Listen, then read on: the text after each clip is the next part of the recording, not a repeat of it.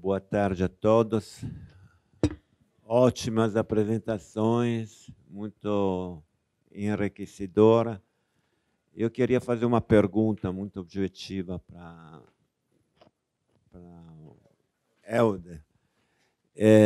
Helder, você já estudou os vitrais que estão no Museu Dom João VI?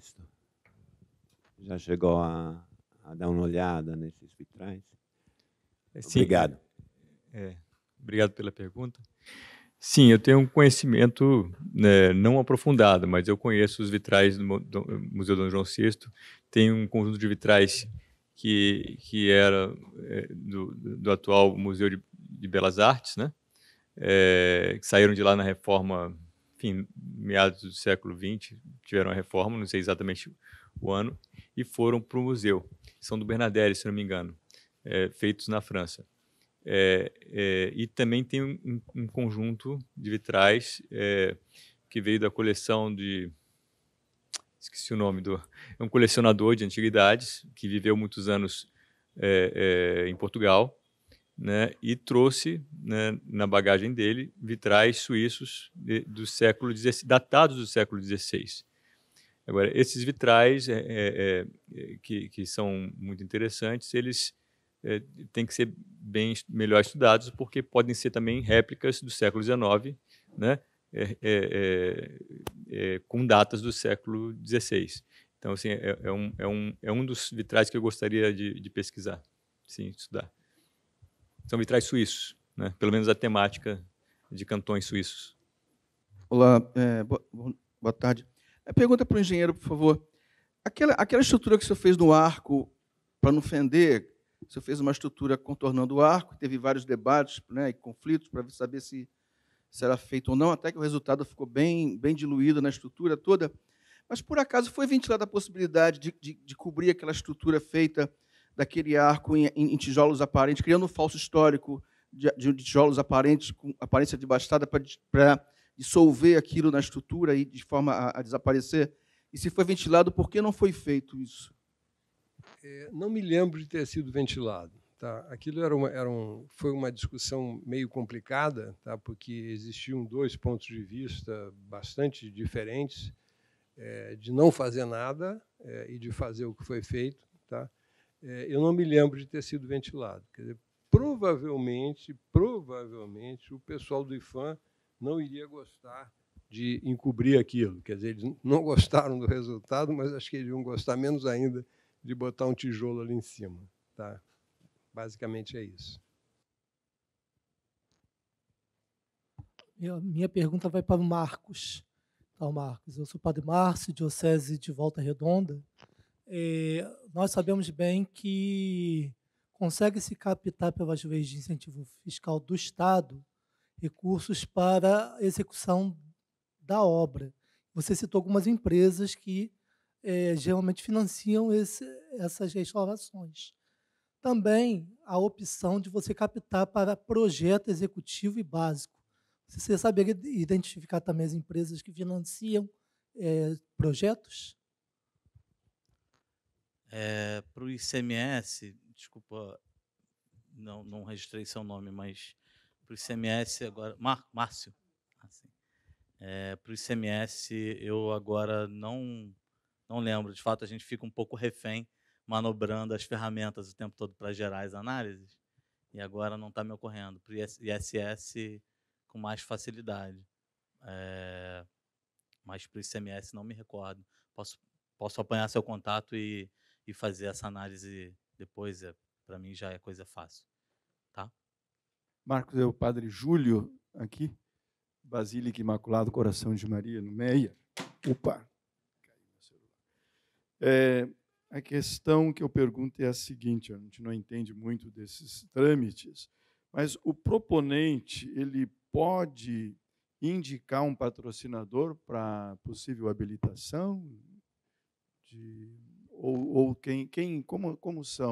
Como é formado esse corpo de patrocinadores?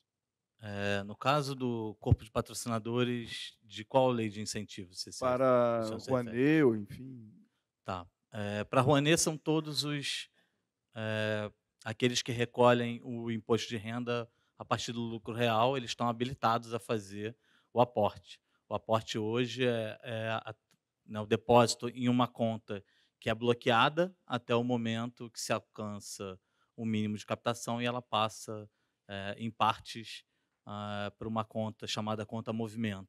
Então, qualquer empresa que está caracterizada dentre aquelas que recolhem pelo lucro real podem fazer os aportes.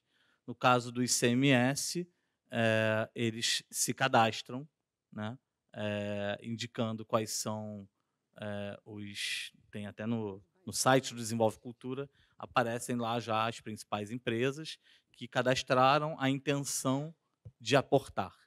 Tá? Esse cadastro prévio, no caso do ICMS, ele já foi obrigatório, hoje, de alguma forma, ele não é. A empresa consegue se cadastrar até a véspera da assinatura do termo de compromisso. E no caso do ISS, é esse o último que eu apresentei, em que há uma janela em que os patrocinadores apresentam a sua documentação e a sua intenção de fazer os aportes e são aprovados ou não pela Secretaria de Cultura e Finanças e a Secretaria de Finanças, indicando qual é o valor que seria passível de aporte. Então, existem esses 3 processos. De alguma maneira, só na Lei Rouanet que eles não precisam se pré-cadastrar. Né? Eles podem fazer o aporte diretamente. Nós podemos doar 6% do nosso imposto de renda. Então, alguém aqui que pague R$1.000 de imposto de renda pode, amanhã, direcionar R$60 para qualquer projeto cultural. Pode pegar no DO, quais estão aptos à captação, e depositar nas contas bloqueadas que estão lá expressas. Tá? A empresa que está caracterizada dentre aquelas que recolhem pelo lucro real. Tá? Então, são essas empresas. Sim, na lei do incentivo ao esporte acontece a mesma coisa, e ontem recebemos lá um aporte da Knauf do Brasil, que não tinha sido nem comentado, não teve, né, não foi algo conversado antes. Eles identificaram que eram projetos que eram passíveis de aporte e aportaram um recurso.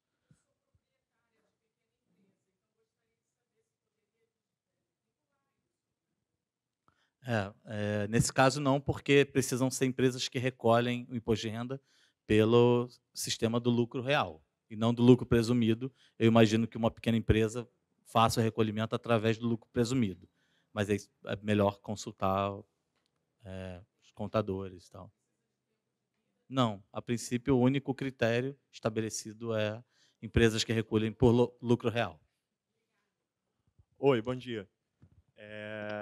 Parabéns aos palestrantes. As palestras foram muito boas e interessantes, desde as técnicas de restauro até a parte de legislação, né, passando pela estrutura Filisola. Eu sou Félix, sou arquiteto, trabalho com projeto de restauro diretamente. Já tive a oportunidade de trabalhar com o Jorge, junto com o Helder, no Teatro Municipal, no vitral do Teatro Municipal, e a minha pergunta vai diretamente para ele. É mais uma curiosidade, de repente você pode responder falando diretamente ligado à Catedral Metropolitana. É verdade que os vitrais, né, da Catedral foi identificado algum defeito de fabricação do vidro?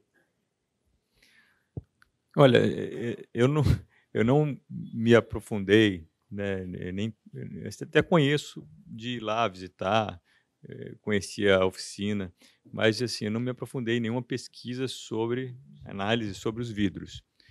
O que eu posso dizer assim, os vidros da catedral são vidros de 1 polegada de espessura.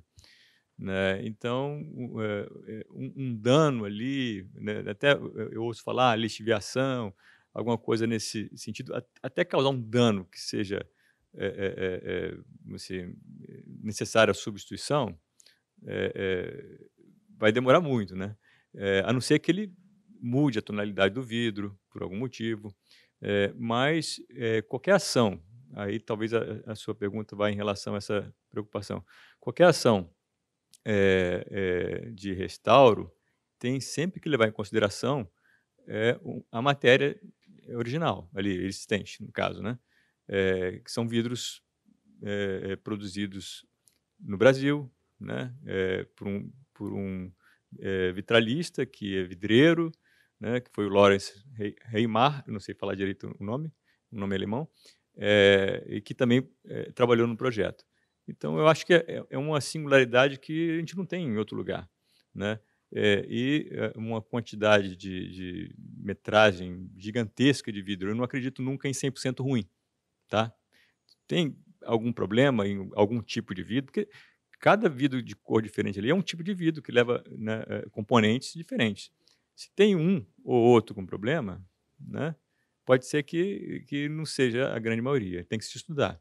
Acredito eu que o principal problema ali seja mais da questão do concreto armado, né, do cimento com a ferragem que possa corroer. Mas eu confesso que eu não pesquisei a fundo sobre isso, não tenho conhecimento. Não sei, só para complementar um pouco a sua resposta, a catedral ela foi concebida inclinada, né? Então, o problema maior ali é a acumulação de água nas estruturas, o que faz com que aquilo acabe se deteriorando e soltando os vidros.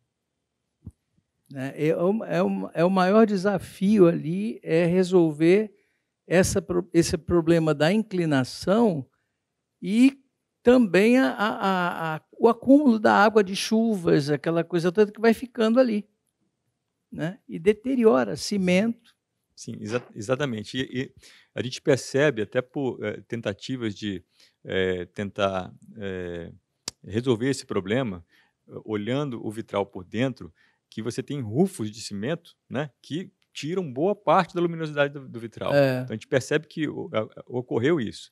Eu volto a dizer, eu nunca subi no andaime por fora para analisar, né, mas eu sei que cada painel ele foi feito com vidro, vamos dizer, meio que encapsulado naquele cimento, então você tem uma parte, quando chovia, né, enfim, quando chove, você acumula água ali, essa água infiltra, entra nas microfissuras do cimento, isso mesmo. Pegam a ferragem, estouram, aí é um processo todo contínuo aqui. Contínuo.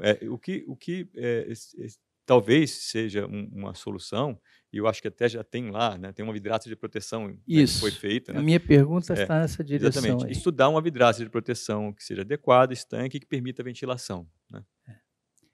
Dos vitrais, como nós conhecemos, eles são feitos de chumbo. O vidro são duas ranhuras e o vidro vai entrando ali naquelas canaletazinhas. Sim. Esse é o tradicional. O problema todo do vitral tradicional é justamente a sua fragilidade diante de dois fatores, que são a luz do sol, aquece, e o vento. Então, a luz do sol bate, aquece o chumbo. O vento vem, o chumbo está mais dilatado, começa a soltar os vidros. Eu ouvi dizer que haviam soluções que estavam sendo dadas para isso. Eu queria saber a sua opinião acerca dessas soluções. Colocar um vidro por fora e um vidro por dentro, ou seja, o vitral ele fica ensanduichado, digamos assim, né? Encapsulado. O que existem, eu sei do que o senhor está falando. Eu, particularmente, eu não gosto muito de encapsular, botar algum tipo de gás inerte, alguma coisa assim. Eu não gosto porque isso nunca vai ser 100% seguro. Em algum momento vai permitir o ar e para você fazer um reparo depois é uma coisa muito mais cara, né? O que é muito utilizado e discutido, inclusive hoje, né, quer seja no projeto do Teatro Municipal, quer seja em outros projetos que seria uma vidraça de proteção por fora, né, que permita a ventilação por dentro. Porque você tem que ter a ventilação para não criar um microclima. Entendeu? Então, quando você... uma coisa muito comum que ocorre, você coloca na mesma estrutura, você coloca o vidro transparente e depois põe logo o painel do vidro de chumbo.